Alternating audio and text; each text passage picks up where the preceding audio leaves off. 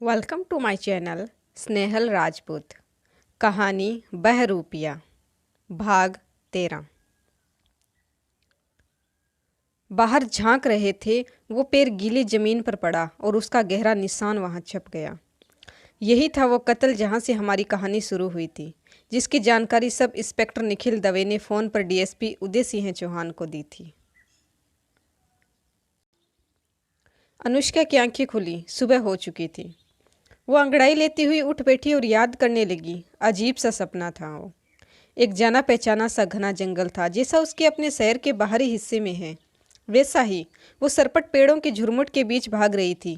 झाड़ियों के बीच से ही उसने देखा कि सड़क पर एक कार चली जा रही थी। उसे उस कार का ही पीछा करना था। उसमें कोई था जिसे मारना जरूरी था, जिसका पीछा वो कब से कर रही थी। कोई पुराना हिसाब चुकता करना था। कुछ देर बाद अब वह एक पेड़ की डाल पर बैठी थी और अपने पीछे दूर से आती उसी कार को देख रही थी। वो पास आई और वह कूद कर पास वाली झाड़ियों में छिप गई। वो और याद करती रही कि वह उसका पीछा करती रही। अब वो कार रुक गई थी एक पेट्रोल पंप के पास, पर वहाँ जो था वो बूढ़ा व्यक्ति, उसे तो मैं पहले ही मार चुकी हूँ। वो कार से उतर गया था और पेट्रोल पंप की तरफ बढ़ रहा था। मैंने उस बूढ़े को खींचकर पूरी तरह ऑफिस के पीछे छिपा लिया और मैं कार में जाकर बैठ गई। और फिर अब बस बहुत छला चुकी थी उसे। अब मामला ख़त्म करने का वक्त आ चुका था। अनु, अनु, अरे कहाँ गुम है? कब से आवाज़ लगा रही हूँ। अनुष्का ने चौंक कर सिर उठाया। उसकी माँ चाय का कप लेकर खड़ी थी। उसने झट से चाय का कप ले लिया और इधर उधर देखने लगी। माँ भी उसके सामने बैठ गई। बेटा, अब तो 6 महीने हो गए हैं उस बात को, भूल जाओ अब तो। अरे जंगलों से घिरा इलाका था, ऐसे जंगलों पर वैसे हादसे तो होते रहते हैं। वो तो भगवान का शुक्र है कि तू और आयु सुरक्षित थे। और फिर हमारे लिए ये सब क्या नया है? तू तो जंगलों के बीच ही बड़ी हुई है ना। अच्छा, तो याद है जब हम देवरी में रहते थे, हम घर लौट रहे थे और एक लकड़बग्गा हमारी जिप्सी से टकरा गया। पापा कितना गुस्सा हुए थे। मम्मी बोलकर हंसी। अनुष्का भी फीके मन से मुस्कुरा दी। उस चंदन तस्कर और मानव भेड़िए वाले हादसे को 6 महीने बीत गए थे।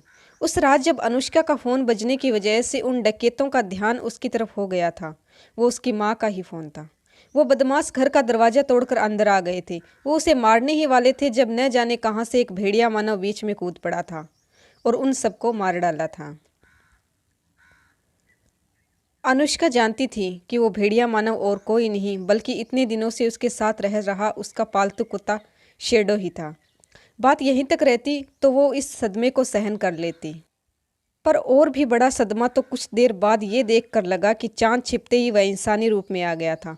वो भी किसके रूप में? उसके इतने दिनों से गुमशुदा पति अनिकेत के रूप में।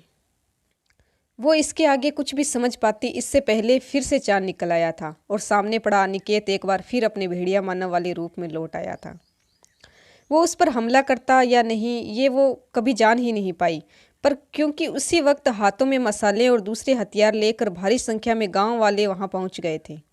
जाहिर सी बात है, कुछ देर पहले उस भेड़िए मानव ने वहां जो कोहराम मचाया था, उसकी चीख पुकार गांव के लोगों तक पहुंच गई थी और इतनी भीड़ देखकर वो शैतान जंगलों में भाग गया था। अनुष्का ने सबको यही बताया कि उसके घर पर कुछ जंगली भालू घुस गए थे, जिन्होंने वो सारा खून खराबा किया था। उन दिनों गर्मियों की रात में इस तरह भालुओं का हमला करना सामान्य सी बात थी, तो सबने मान भी लिया। सबको लगा कि उन पेड़ काटने वालों की वजह से भालू उधर आकर्षित हुए होंगे। वैसे भी बजाज फार्म हाउस जंगल से लगा हुआ था। अगले दिन के 10 बज रहे थे जब उसके घर का दरवाज़ा खुला और चौखट पर पापा खड़े थे। अनुष्का भागकर उनसे लिपट गई। पापा ने भी सब भूल कर उसे गले लगा लिया। पिछली रात जो फ़ोन आया था वो उसकी माँ का ही था और अनजाने में अनुष्का ने कॉल रिसीव भी किया था और उसकी माँ ने दूसरी तरफ सब कुछ सुना था। दरवाजे का टूटना, आयु और अनुष्का का चीखना और उस भयंकर भेड़िए मानव की गुस्से भरी गुर्राहटें भी। उन्होंने अनुष्का के पिता को भी फ़ौरन जगाया था। अनुष्का तब से अपने माता पिता के साथ ही रह रही थी। उसकी सारी परेशानियों का अंत हो चुका था और वह अब तक अपने परिवार के बीच सुरक्षित थी। अब सब कुछ शांत था। वो और आयु एक बेहतरीन ज़िंदगी जी रहे थे। पर अनुष्का का मन तब से बेचैन था। आखिर उस रात जो भी दिखा वो क्या था? उसके पति मेजर अनिकेत बजाज एक आंत की मुठभेड़ के बाद से लापता थे। तो फिर वो कौन था? क्या था? कहानी जारी है। कहानी का अगला भाग नेक्स्ट वीडियो में। धन्यवाद।